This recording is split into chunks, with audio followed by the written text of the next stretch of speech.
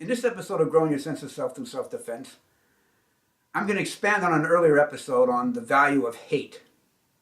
Now, hate, like all other emotions, is a physiologically wired response to stimuli, our perceptions related to our wants or needs being satisfied or threatened or lost.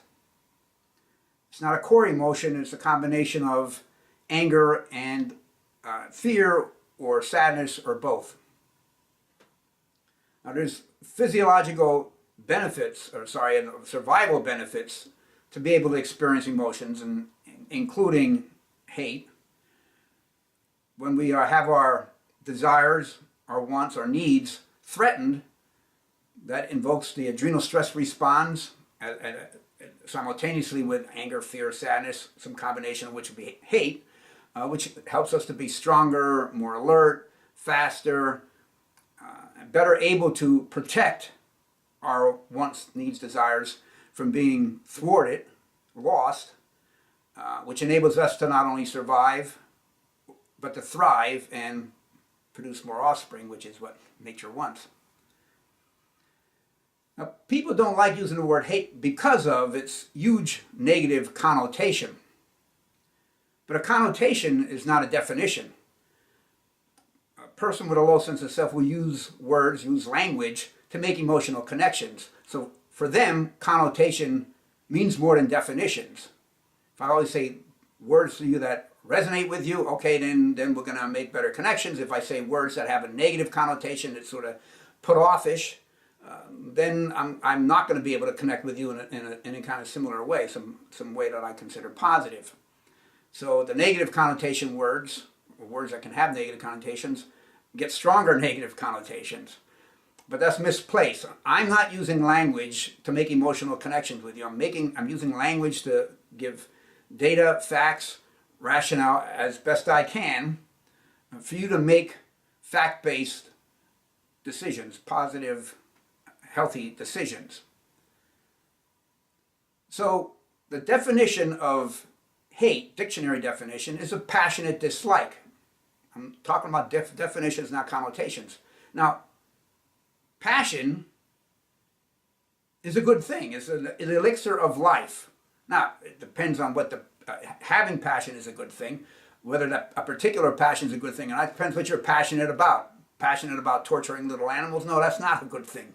But passion itself, like emotions, is just a notion of a strong emotion, is just like as emotions are good things to be able to have, so is passion. It's just a stronger version. Dislikes, you can't have likes without dislikes. Those go together. So as likes are good to have, dislikes are good to have. They complement one another. So those are two good things. They don't make up a bad thing.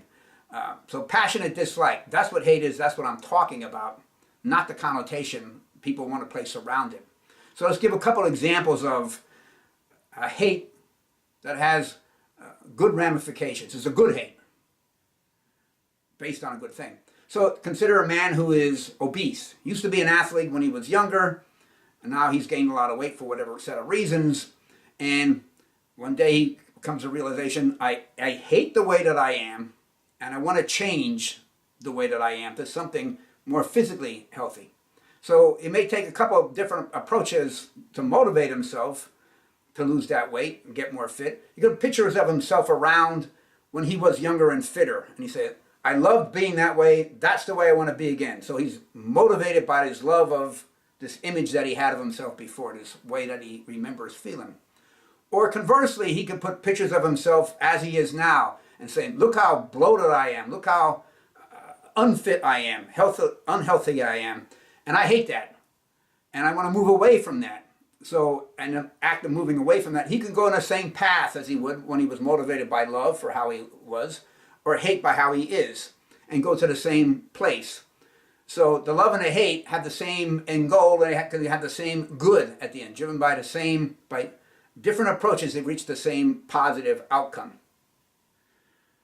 Maybe a more profound example is a researcher, a scientist in studying seeking a cure for cancer. And she is motivated to do so because she lost a parent to cancer. She lost a young nephew to cancer. and she hates what cancer has done. She hates what has already caused her to have lost. She hates what it threatens. She's fearing for her other relatives or friends, and it drives her, intensely drives her to find a cure, to beat this disease, to end this disease. And let's say her work contributes to finding a cure for cancer, at least some forms of cancer. That's a huge good coming from a powerful hate that she had. But the hate was a noble hate, right? It was based on something that was a good moral thing of defeating cancer for the betterment of humanity. So hate itself is not neither good nor bad. It depends on the what that one is hating. And as we've seen in earlier episodes, that what, the morality that says what is good, what is bad, is basically tied to the strength of the sense of self. That's what it grows from. Now, I want to talk about these two iconic figures and their life experiences, and in their, towards the later part of their life, their impressions of what hate is. And in one case, it's a woman who grew up in a dysfunctional family and had some horrible things happen to her as a child. And in the other case, it's a man who grew up in a healthy family environment, but also had some terrible things happen to him as a young adult. So first I'm going to start with the woman's life. Margaret Annie Johnson, better known as Maya Angelou, was born in 1928.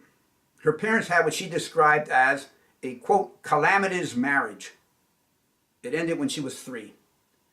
She and her 4-year-old brother Bailey were sent to live with their grandmother. 4 years later, their father returned them from the grandmother to live with their mom.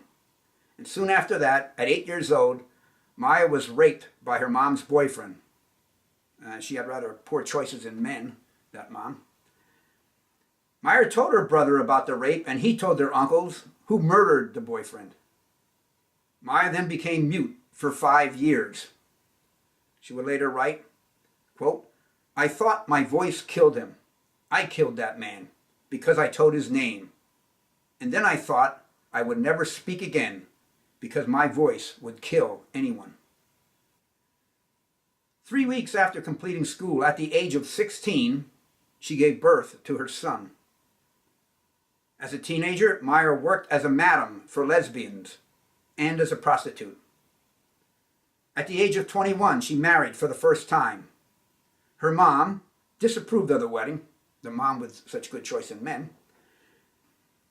3 years later, they divorced. Maya became a successful dancer and highly intelligent. She learned several languages. She sang and became a hugely successful author, writing an astonishing world record 7 autobiographies, the first of which, I Know Why the Caged Bird Sings, brought her international recognition and acclaim. It was eventually translated into 17 languages and sold 1 million copies. She was an accomplished writer, composer, playwright, and poet, a political activist, a college professor, though she never graduated college. She was a supporter of the Fidel Castro regime. 8 years after her first marriage ended, she married her second husband, and that lasted 3 years. 10 years after her second marriage ended, Maya had a third husband that she married 3 times. They divorced 8 years later. Maya received many honorary degrees. She liked to be called a doctor, and awards including the National Medal of Arts and the Presidential Medal of Freedom. She died in 2014 at the age of 86. This is Maya Angelou's quote on hate. Hate, it has caused a lot of problems in the world, but has not solved one yet. Well, that's clearly wrong. Most of us have experienced good that comes from hate. We can make a mistake, a serious mistake, have a passionate dislike about having made that mistake, acknowledge it, learn from it, and there's a good that comes from that. We are less likely, maybe we don't make that mistake again. Now you have to be open to the possibility that you made mistakes, accept that, and accept that you can improve, seek ways to improve. Those are traits of a person with a strong sense of self, not traits of a person with a low sense of self. You also have to recognize that at different ages we can hate different things. And what we hate, other people may not. So I believe in Maya Angelou's case, she had a lot of experience in her life that we would be wired to innately hate. You know, the family breakup, the raping, the murder, some of the other things that happen in her early life that we don't know about. But in that firmament that was laid for her to grow up in, that was not a good one, the catastrophic, cataclysmic marriage that her parents had. It was more than just his dad leaving at 3 years old. So when you grow up in an environment like that, hate becomes this thing that fills you or around you. You not necessarily are hating that, but you're living in it. And it makes it something that I don't want that, I don't want that, I don't want to be part of that. So you conflate that and project that and say all hate is bad, nothing ever good comes out of it. I believe that's the roots of her mistake in regard to her perception of hate. Now the man's life. In many visible ways, his life mirrors the woman's. His and Maya's life nearly completely overlapped. He too was highly acclaimed as a writer, a professor, and a political activist. He was also a Nobel laureate. He too experienced a great deal of misplaced hate because of his group identity. Elie Wiesel, was also born in 1928, 6 months after Maya's birth, in Romania to Jewish parents. As a child, he spoke Yiddish, German, Hungarian, and Romanian. His parents had a strong marriage, and they instilled in Elie a strong sense of humanism. When Elie was 15 years old, Nazi Germany occupied Hungary, where he was living. He and his family were sent to the concentration camp at Auschwitz, where his mother and 7-year-old sister were immediately murdered. As long as he and his father could work, they were allowed to live. Elie and his father were eventually moved to the Buchenwald concentration camp. He listened to his father being beaten and was unable to help him. His father died before the camp was liberated. After Buchenwald was liberated, Elie was moved to a rehabilitation center in France with other young boys. He traveled to Paris, where he studied literature, philosophy, and psychology. At 19, he was working as a journalist, teacher, and choir master. For 10 years after the war, he refused to discuss his experiences during the Holocaust. Elie was eventually persuaded to write his memoir, Night, and he would sell 10 million copies in the U.S. and be translated into 30 languages. He wrote more than 40 other books, including 2 memoirs. Elie spearheaded the building of the U.S. Holocaust Memorial Museum in Washington, D.C. He married at 40 and remained married until his death 47 years later, 2 years after Maya Angelou died.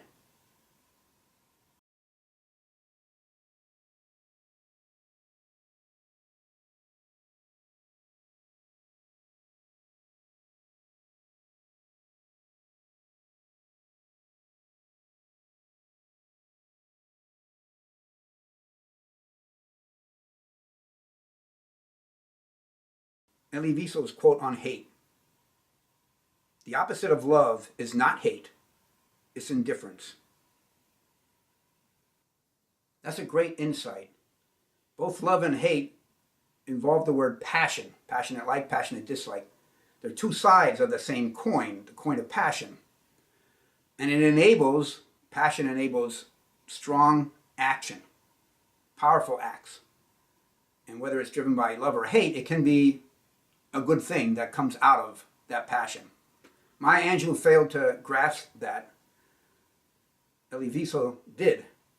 He says the opposite of, it's not one side of the coin or the other. The opposite of the love-hate-passion coin is indifference. It's no coin. That was his take on it. Now, Wiesel recognizes that anger can be a very good thing, lead to creative acts. And because hate is largely anger, along with either fear or sadness, that can lead to great creative acts. Indifference, which Wiesel railed against, is also something that has to be commonplace because there is just so many people, so many things that one could be passionate about, but one has a finite supply, finite capability. Just like we can't know everything, we're more ignorant than we are not ignorant. We are more dispassionate than we are passionate. There's too much in the world that we can be passionate about for which we have no influence. He also would not have liked people who were indifferent towards what was happening at the concentration camps to be passionate for what was happening at the concentration camps. He wanted to be passionate against. He wanted them to, without saying the word hate, to hate what was happening there and perhaps do something about it, not just be dispassionate about it. But we can understand where both Angelou and Elie Wiesel were coming from in their understanding of hate. They had very powerfully influential incidents happening, or not just incidents, but life-changing events going on in their lives at early ages. And it's going to affect the way they see the world. This is good, also good to recognize how things that happen in our past change the way we see perhaps the world, perhaps forever, for the rest of our lives. Both were smart, intelligent people, but they went through different life experiences, came out with different understandings of hate as well as other things. Now there's another person I want to briefly mention, and this person's life is a man's life. He spans both of their lives. He was born in 1918, 10 years before either, and he lived till 2018, a few years longer than both Angelou and Wiesel. And that man was Billy Graham. And what Billy Graham said, God hates sin. It's not only Billy Graham that attributes the emotion of hate to God, but the Bible does as well, in multiple places. And it encourages God's followers to also hate in multiple places. The dictionary definition of godly is coming from God, divine. So according to Billy Graham and the Bible, hate is godly. Now, one of my motivations for this episode is to motivate you, raise motivation in you to focus on definitions more than connotations. So another way of growing a sense of self is working on something that maybe is a trait that you have, that in order to grow a stronger sense of self, you raise the traits from the low sense of self side to the high sense of self side in the listings. And you expose where connotations are inappropriate, like the one for hate. As you do this, you move towards a stronger sense of self for you and potentially for others who may be receptive to what it is that you say. We can learn from our mistakes and grow our sense of self. We can grow our caring and shrink our indifference about matters that are of importance. We can embrace our emotions and be confident in the goodness of the morality on which we are acting by growing our holistic health. Thank you for your time. Kamsahamnida. Toodles.